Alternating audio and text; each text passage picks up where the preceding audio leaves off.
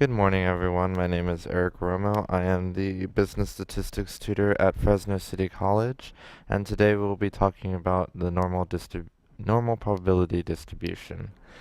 So if we go ahead and look at this picture, so this is what is known as the normal distribution curve. And there's specific properties to it. The Swiss mathematician Gauss had run multiple experiments on mathematical proofs, and he found that if he has a normal distributed curve like this with a mean, and he picked points that were 1 standard deviation, 2 standard deviation, and 3 standard deviations away, he found that the proportion of that curve, or the area of those curves and intervals, equaled or approximately, with 1 standard deviation plus or minus away from the mean, 68%, 2 standard deviations plus or minus away from the mean, 95%, and 3 standard deviations plus or minus from the mean, 99.7%. And the entire area of the curve added up equal to 1, or 100%. Now, this is an important concept because this is also known as the empirical rule. This should be review from chapter 3. Right now we're in chapter 6. So why is this any important? Well, if I know the proportion of the curve of which I am in, then I can figure out the probability of the given proportion that I am in. So say if I'm 1 standard deviation right here, so approximately 68% of that area, my population is going to fall in that area. And look, and if we can see right here, that looks pretty good area of 68%. But that also means that 0.68, if I were to divide this proportion by 100, it would give me 0.68, and that is actually the probability that my population or interval would fall into that specific interval.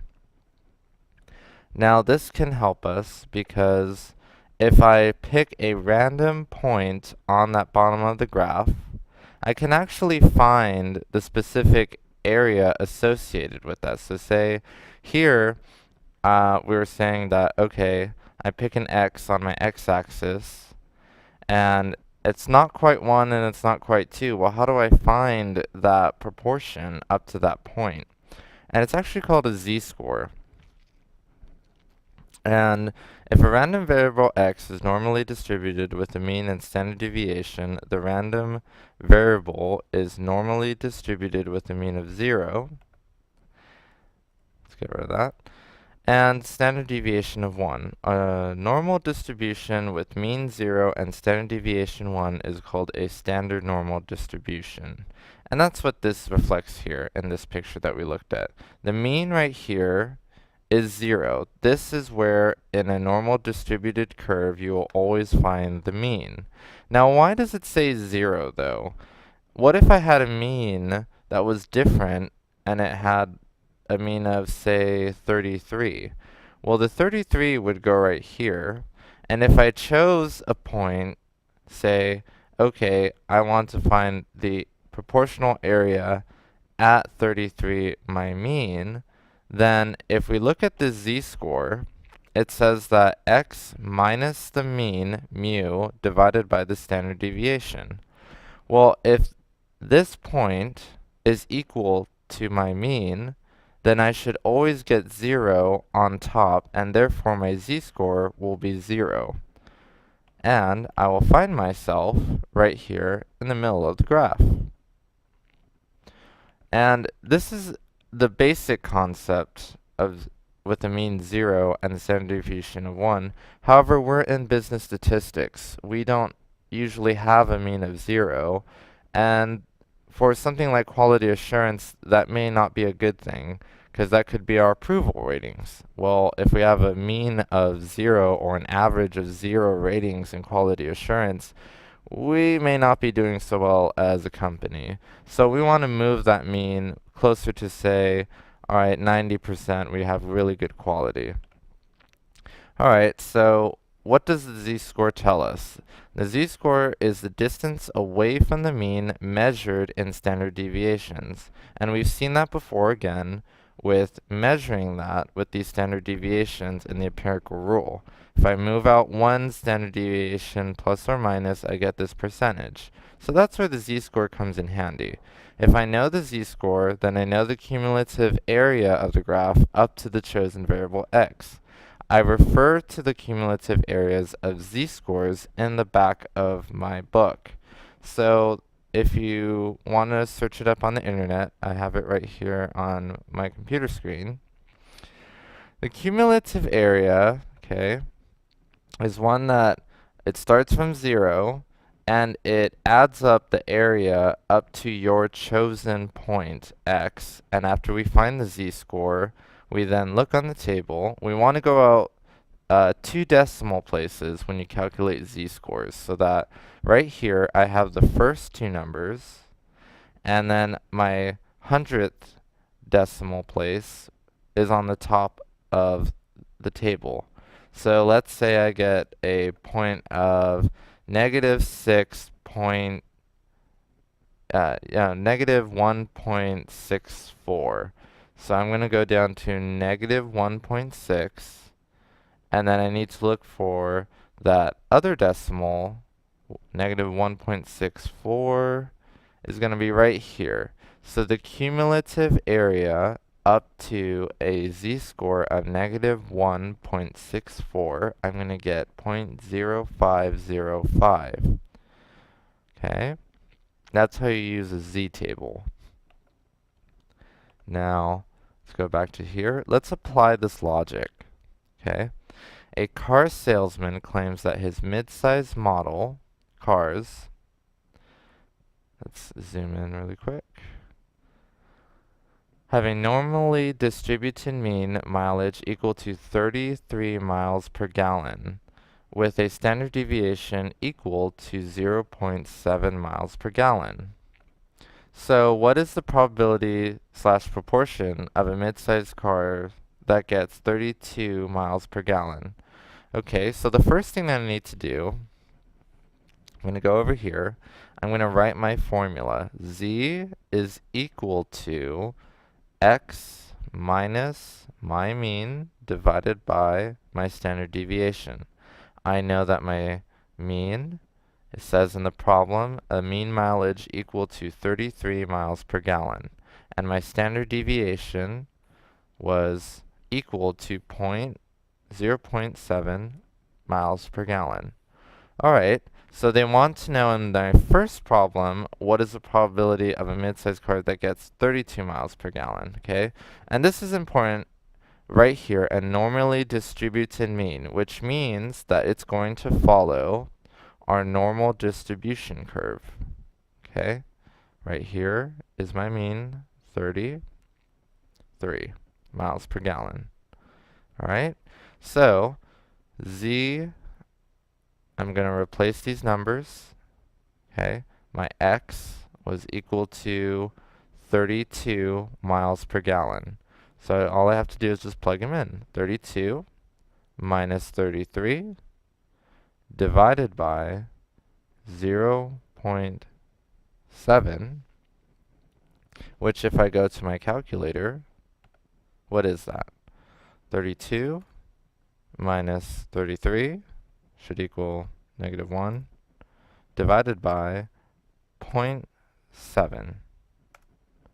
I get a negative 1.2 and an 8, so I'm going to go ahead and round this to negative 1.43. So my z-score for the first problem is negative 1.43. But it's asking for the probability and proportion. All this has told me is what my z-score is, or my distance away from the mean. So I need to go ahead and look at my table. Negative 1.4 Alright, so I'm going to go here and negative 1.43. So my cumulative area is 0.0764. So I'm going to go ahead and write 0.0764. So if this is 32 should be pretty close. Okay. Or not sure exactly. It's not drawn to scale on this little graph. But I know that my cumulative area with my z-score is 0.0764. This is my probability. Probability is always written in decimals. And my proportion is, if I was to multiply this by 100, so it means I move the decimal place twice to the right, I get 7.64%. Okay, so this is the answer to the first problem. So let's go ahead and work on the second problem. So z is equal to, what is the probability proportion of mid-sized cars that get 35 miles per gallon? Alright, so my x, the only thing that's changing here is my x. This changes to 35. My mean has stayed the same, should never change, nor should my standard deviation, unless otherwise stated in the problem. So 35 minus 33 divided by 0.07. What is that in my calculator? Okay, I got 35 minus 33 divided by 0.7. I get 2.86.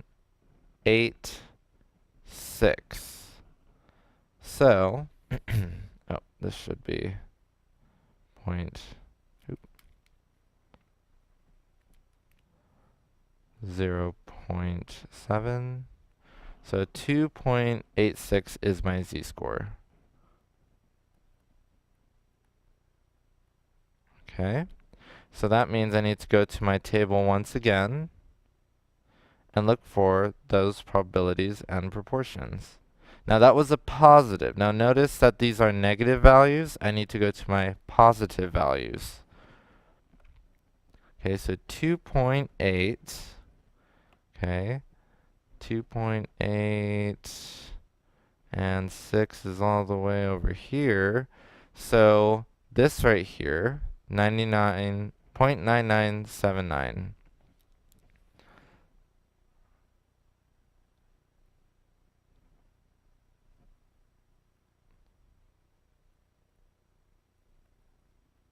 Is my probability. And if I were to move the decimal place over, 99.79% is equal to my proportion of that area. So, given these two statements, what are we seeing here? So if I were to randomly select a 32 miles per gallon car, that means that 7.64% of all of those cars in the lot will have a 32 miles per gallon rating.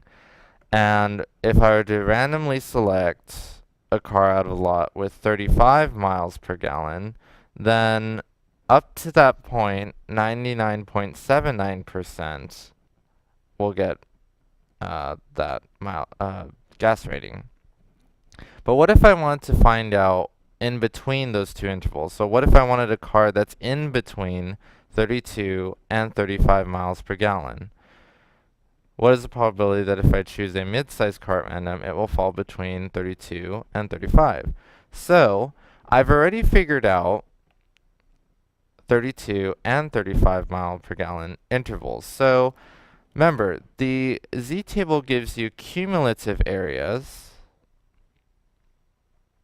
So let's say this is 32 right here, and out here is 35.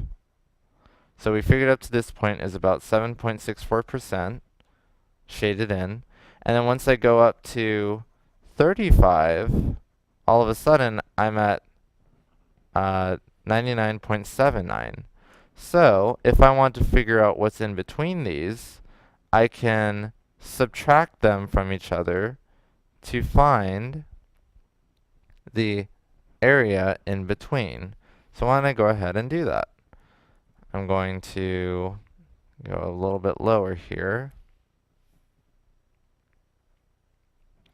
So probability between 32 miles per gallon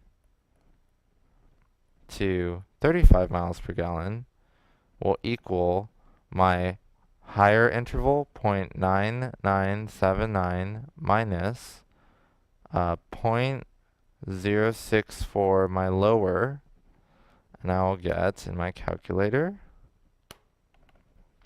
0.9979 minus 0.0764. So I have a 92.15% chance,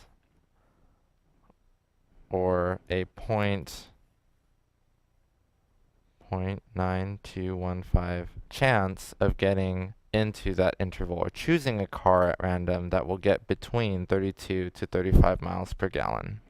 And that's all there is to it.